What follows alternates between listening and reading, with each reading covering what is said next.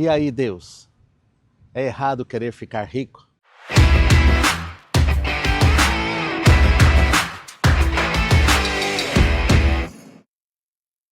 Olá, queridos. Olá, queridas. Bem-vindos ao E aí, Deus? Hoje vou responder a pergunta: e aí, Deus? É errado querer ficar rico? Vamos olhar para o que Jesus falou sobre riquezas.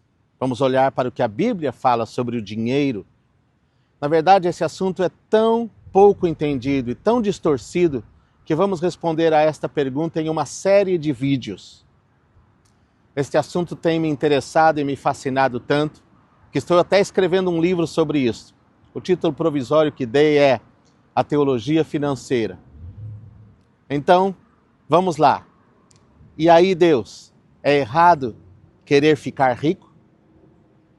Enquanto estamos aqui na primeira parte, bem nesse começo, quero aproveitar para pedir para você se inscrever no canal. Aperte o sininho, subscreva-se, se inscreva-se, deixe o seu like. Isso vai me ajudar muito a atingir mais pessoas, a crescer este canal e a ser bênção para outras pessoas. Bem, você reparou que eu estou fazendo este primeiro vídeo sobre finanças aqui na rua, em uma agência do banco Chase Manhattan Bank. O Chase é o maior banco dos Estados Unidos, é o quinto maior banco do mundo. O fundador do Chase foi um homem chamado John Pierpont Morgan, mais conhecido como JP Morgan. O nome oficial da organização hoje é JP Morgan Chase & Co. John Pierpont Morgan começou sua empresa em 1871. John P. Morgan era um cristão comprometido, isso que é interessante aqui. Ele tinha princípios do reino, ele era bem ativo na sua igreja local. Fé e deveres morais eram essenciais em sua vida. Ele acreditava que a riqueza tinha que ser usada com responsabilidade para o benefício da sociedade. Uma frase sua que ficou famosa foi: a primeira coisa é o caráter. Isso vem antes do dinheiro ou de qualquer outra coisa. JP Morgan é fruto de uma espécie de corrente de pensamento descritos pelo pensador e sociólogo famoso Max Weber como a ética do trabalho protestante, ou a ética do trabalho cristão. Uma filosofia que influenciou o surgimento do capitalismo moderno e formou nações como Estados Unidos, Alemanha, Inglaterra, França e muitas outras. O pensamento protestante, ou o pensamento evangélico, que deu origem à formação de grande parte dos países prósperos modernos, especialmente na Europa e na América do Norte, tinha as seguintes bases: trabalho duro, seja um grande trabalhador, trabalho incansável. Morgan pensava assim. Sério em sua moralidade. Morgan insistia que o caráter, não a riqueza, deveriam ser a fundação de todo o negócio. Obrigação e responsabilidade era um outro pilar.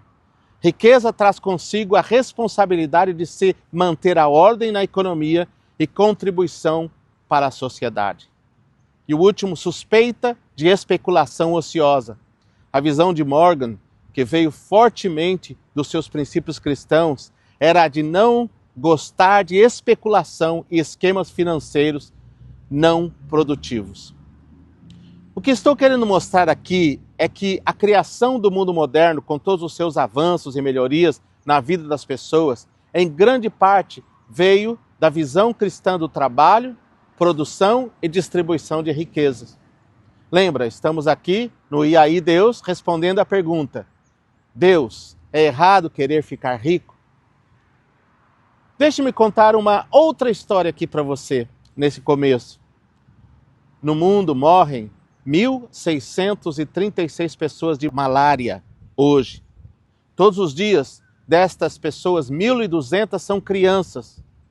Deixa eu falar novamente, 1.700 pessoas praticamente morrem de malária todos os dias.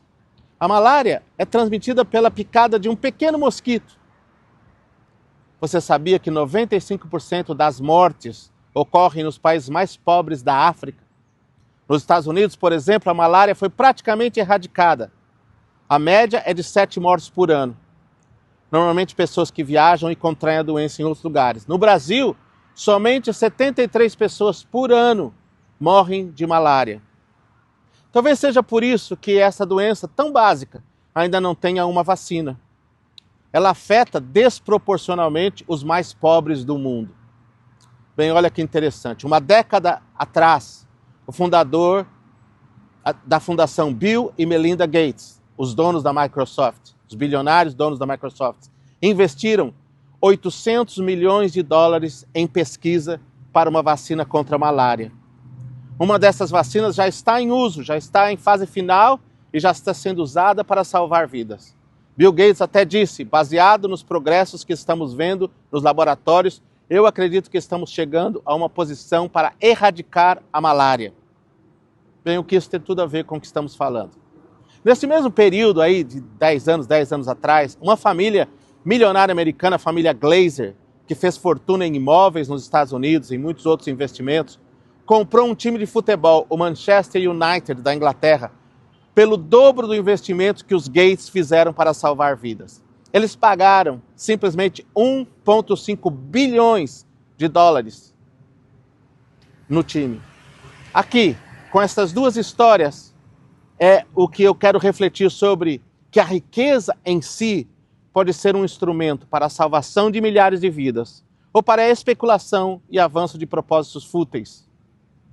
Só para colocar mais um pouco essa questão em perspectiva da riqueza do dinheiro.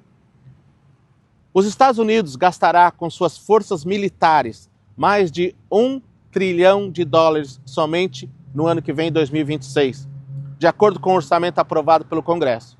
Uma boa parte deste dinheiro foi aprovado pelo que o Trump chamou de One Beautiful Bill, uma grande e maravilhosa e bela lei.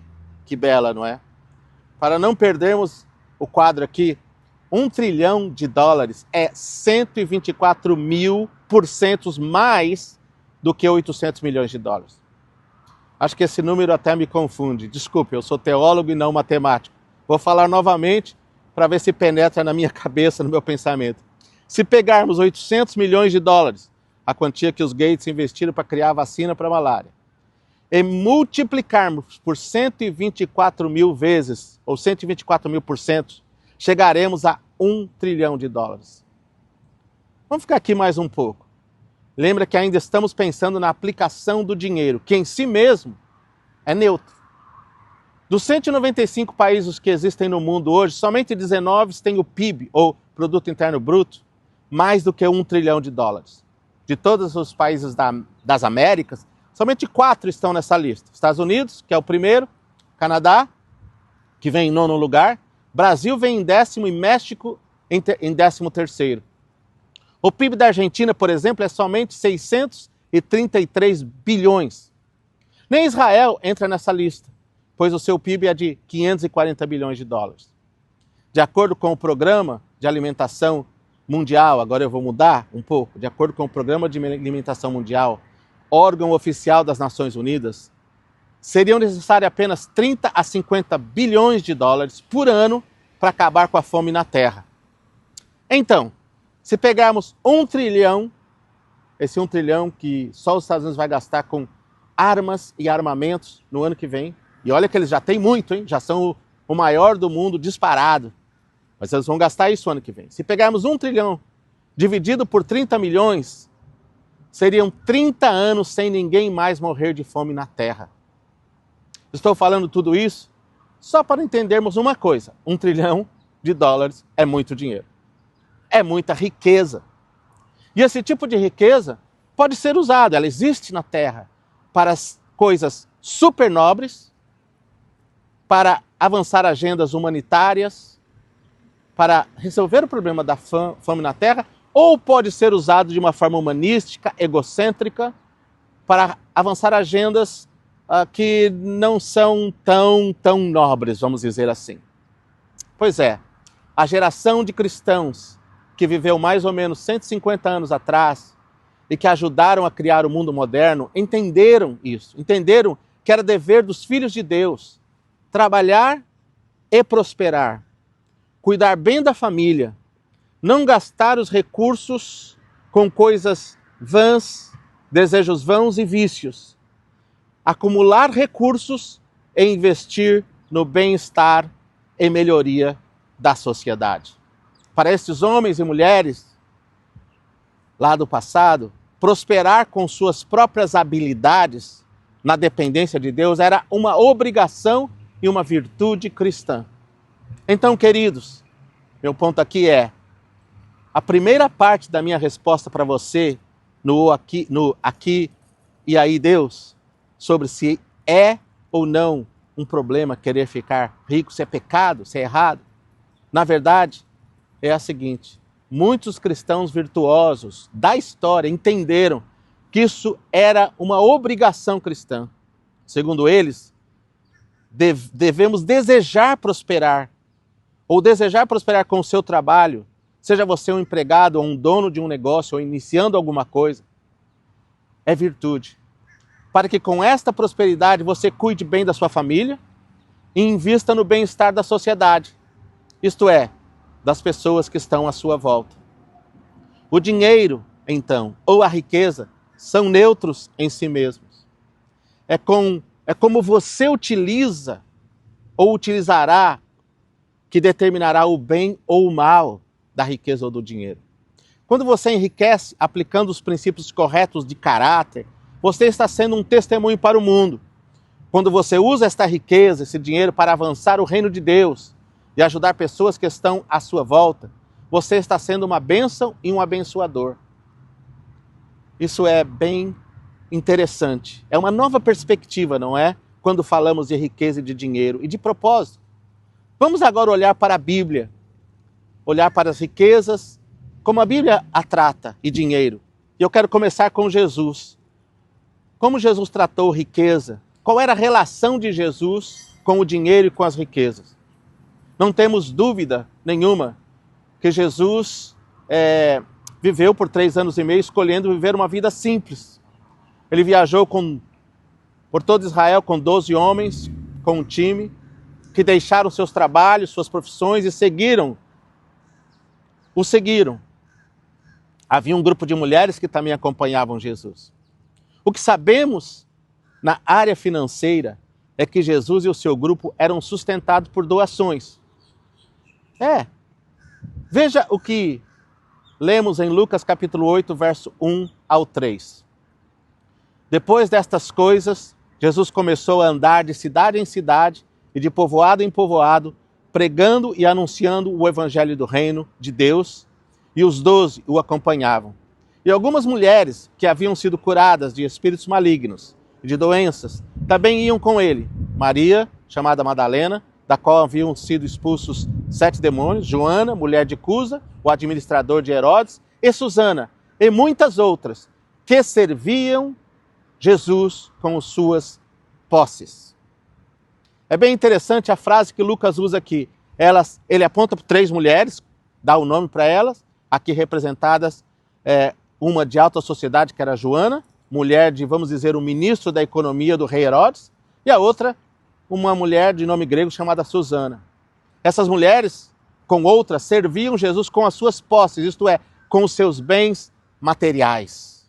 A segunda referência que eu quero trazer para você nesse início de reflexão é João 12:6 e João 13:29. E Judas tinha a bolsa de dinheiro, fala João 12:3.